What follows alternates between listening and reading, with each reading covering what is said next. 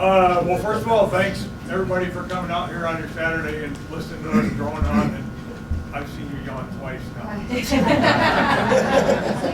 You're busted.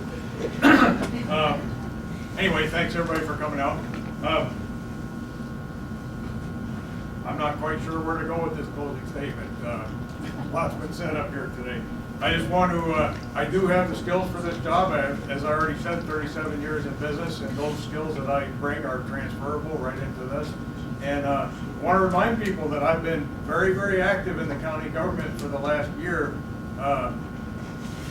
and attending all these, you know, attending these meetings and so on that I've done and speaking, that's all been on behalf of the people. This isn't something that I wanted to do. This is what people came to us and asked us to do.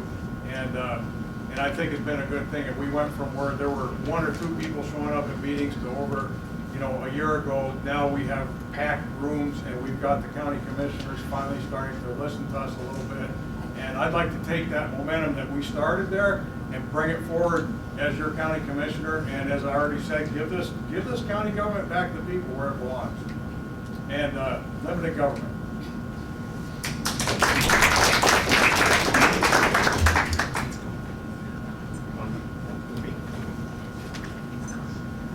So again, Ron Korn.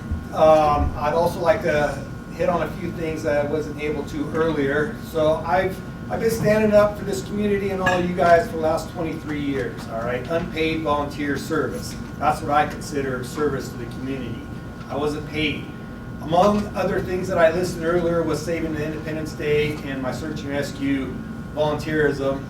I've also started a nonprofit corporation in the state of Idaho here in Bonner County that we're raising money for local patriots and local patriotic events, such as helping out the truck drivers that convoy from California to DC. We had a local truck driver, Craig Brown, here in town that wanted to go do that, and with our help, with the money that we raised through the community, he was able to participate in that and represent Bonner County, and the feedback was awesome from that. It was a life-changing experience for Craig.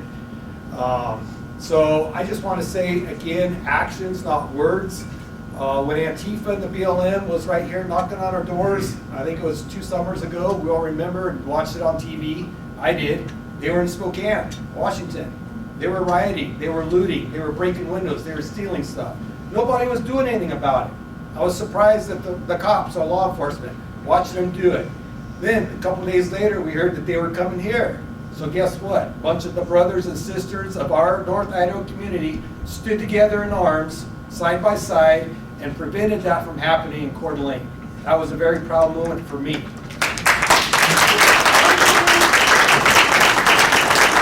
I want to continue that fight for you guys. I'm not doing this for me. I'm doing it for my community, as I've done for the last 23 years. And I would like to continue to do that and roll that over as your commissioner. Thank you.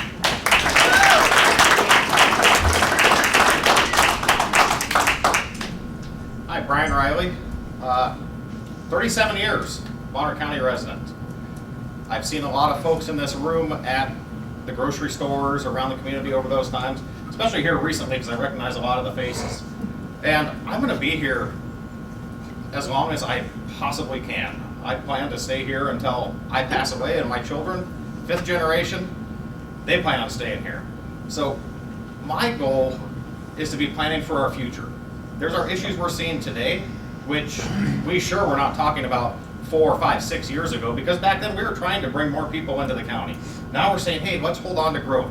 Things will change as we move forward. We need to be consistently thinking ahead. We also need to understand the role of a commissioner, and that is a lot of business management. Brought up earlier what qualifications there are. I've been in business management for a lot of years. Locally, I've dealt with a lot of our community. I've dealt with a lot of our state and our local leaders that are in elected roles. I understand that. I've dealt with a lot of people. A lot of the people that I've had those tough conversations with still will back me to this day because they know me and they can trust me. They know I'm going to tell them the way it is. You have heard me today answer a couple of questions that they weren't very popular with the audience, but I'm going to be honest, and I'm going to answer those questions as best as I can in what truly I feel. And if I'm wrong, I'm very willing to have a conversation to hear the other point of view. And it's that experience that's gotten me to this point, and that's what I feel I can bring to everyone. So, Member Brian Riley, and I would appreciate your vote, May 17th.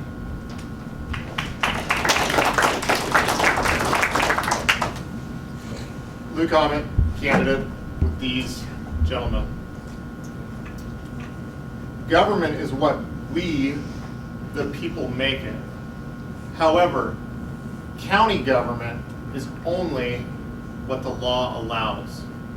When we're talking about land use, I have a question for everybody who wants to preserve the land, which is who are we preserving it for? And it's the same question that we need to be asking when we're looking at who are we developing our lands for? But the answer remains the same. We are developing it for Americans, and we are developing it for we the people. When I think about the role of a county commissioner, I think of roads and bridges, solid waste, all things that are super important to us. But I also think Esto Perpetua, which is the state seal of Idaho. An elected official in Idaho has a responsibility not only for the constituents that are voters today, but also to prepare, plan, and create the constitutional environment for those that follow behind us to prosper. The way we do that is by being actively engaged and recognizing that limited government is our path forward. I ask for your vote.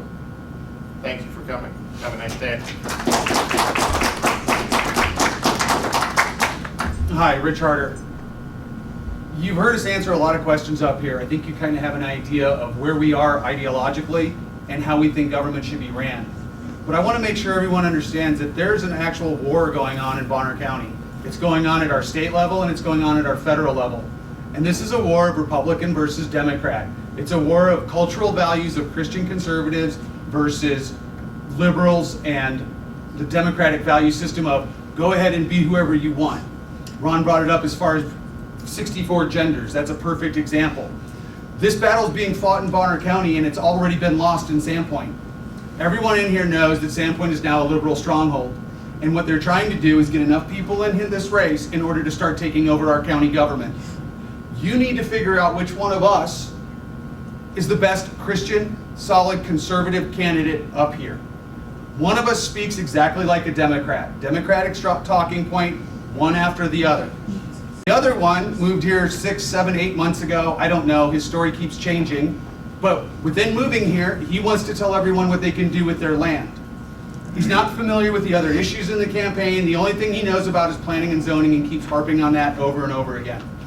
So that leaves you with the 3 candidates here. And I hope that you look at all of us and make a good decision as to who you think is going to represent your value system come May 17th.